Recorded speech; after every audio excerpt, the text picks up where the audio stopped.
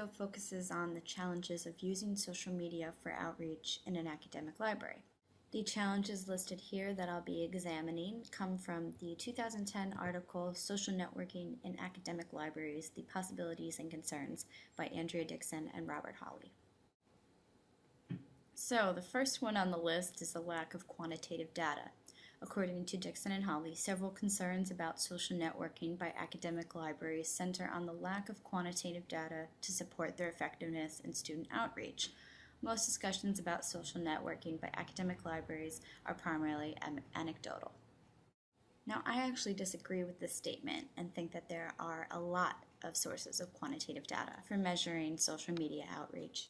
So firstly, we have the number of fans, followers, or subscribers, and its growth or decline. The direction of the number of people that are interested in your page is a good indicator of how well you're doing.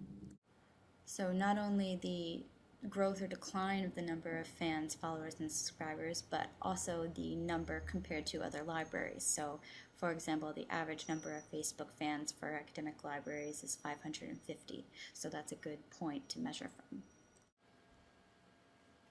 You can record likes on posted content in Facebook and YouTube.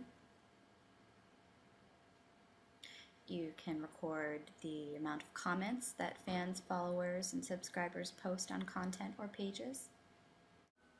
A more sophisticated source of data is the number of people reached on pages in Facebook or video views on YouTube. So I'll give you a look at what the number of people reached on Facebook looks like. And reach includes how many people actually saw content from a page. So it could be fans or it could be friends of fans. In this case, it shows you on a particular day how many people were reached. Now you can also track traffic to and from pages via link shorteners, Google Analytics, and Hootsuite. Link shorteners and Hootsuite just tell you how many people clicked on a link that you posted. Google Analytics will give you traffic information about who was referred to your website via social media platforms. So I'll give you a look at that. Google Analytics provides a lot of data on websites, so that's what this is. But if you look at the traffic sources, there's the option to look at social, and this will just show you what social media site referred users to your website. So moving on from quantitative data, we have low participation rates. So as Dixon and Hawley say, one of the primary concerns about social networking is low usage. But participation is a tricky topic with social media, so it requires a little bit more context.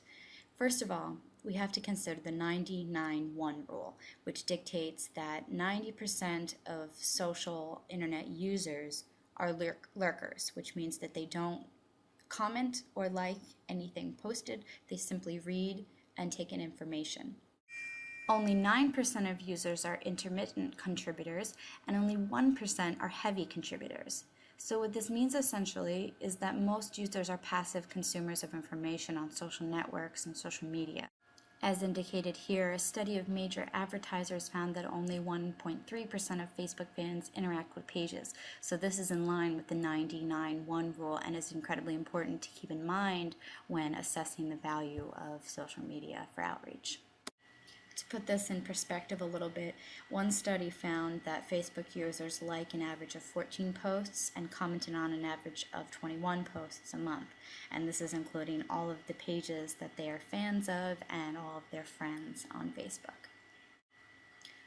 Another notable way to look at this is that in fall 2006, Penn State Libraries recorded their reference transactions across different modes and found that Facebook actually had the most reference transactions at 29%. So participation rates are a little bit more complex than they appear at first blush. But it's still important to encourage participation, so this warrants a look at how to encourage participation.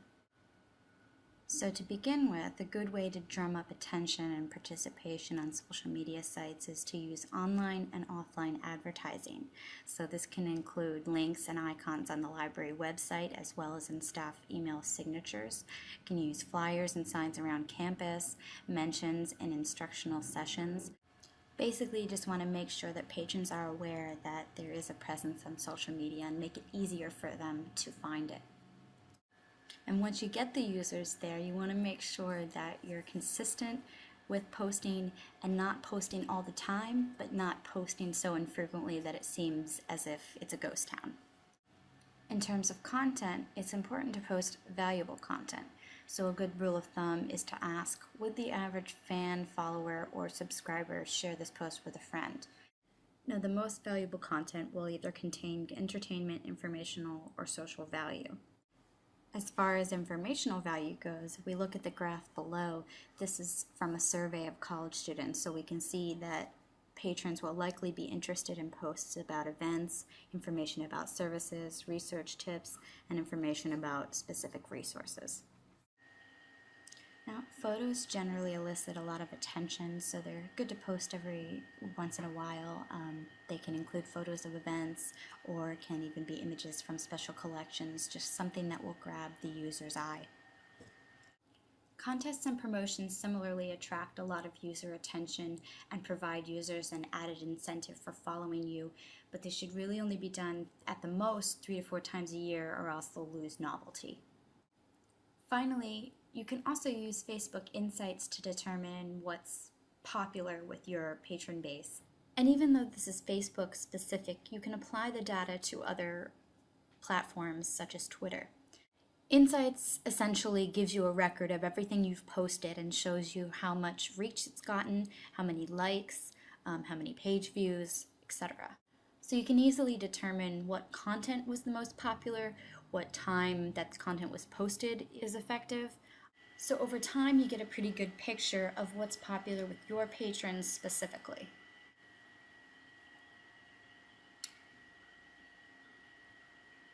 Next, we have resistance to befriending the library. As Dixon and Holly say, librarians are seen as authority figures within the university community, and students may be resistant to befriending the library if their personal information is visible to university officials. But this is another point that I'm going to contest. There are actually studies who have said that patrons are not resistant to befriending the library by majority. For example, Western Michigan University Libraries found that over 2/3 of survey respondents who were also Facebook friends initiated the friends relationship. So obviously there were individuals who were actively seeking friendship with the libraries on Facebook. In another study by Valparaiso University, they found that 75% of students would be friends with the library on Facebook.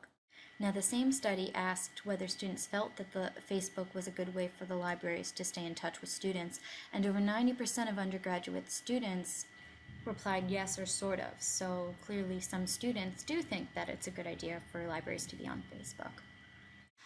But we do have to keep in mind that Dixon and Holly's article was published in 2010, and the literature that they draw on is even older than that. So things are a little bit different now in regards to Facebook and a lot of the other platforms. Primarily, a lot of the libraries who were early adopters of Facebook used Facebook user accounts rather than pages, because pages weren't around until 2007, and then fan pages weren't able to publish to the newsfeed until 2009. So in this situation, with libraries using user accounts, then yes, libraries did have access to student information that may have turned off some of the students. However, now companies and organizations have the option of creating Facebook pages, and with pages, administrators can only see students' publicly visible profiles and posts. So there's a lot more privacy in this regard. So with this in mind, I suggest that libraries only use Facebook pages and not user accounts. In the same vein, Dixon and Holly point out that students generally use social networking sites to distract themselves from academic activities, and they're not using these services to connect with libraries. I think this is partially true. Facebook and other social networking sites were first used for leisure primarily, but they've evolved since their inception. In 2010, the EDUCAUSE Center for Applied Research conducted a study of undergraduate students and information technology. In this table, we can see from their results that students use social networking sites for a variety of purposes. Notably, 51.5% of students use social networking sites to communicate with classmates, and 21.2% of students use social networking sites for professional activities. So we can actually see a range of uses for social media beyond simply leisure. Furthermore, we can see that 28% of Facebook content is news, 13% of Facebook content is how-to or do-it-yourself, and 47% of Twitter content is news. So we can see that there's a lot more on social media sites than simply leisure activities. And significantly, a lot of the content is informational, which validates the use of social media for dispensing news about library activity and services and resources. But I think because social media has its roots in leisure activity, it is important to approach it from a leisurely perspective. So be leisurely. Use a light and casual tone, be funny and entertaining. Pictures and videos are great for entertaining your users, and sprinkle in non-academic content every once in a while. And by doing these things, you have a greater chance of engaging your students and keeping their attention.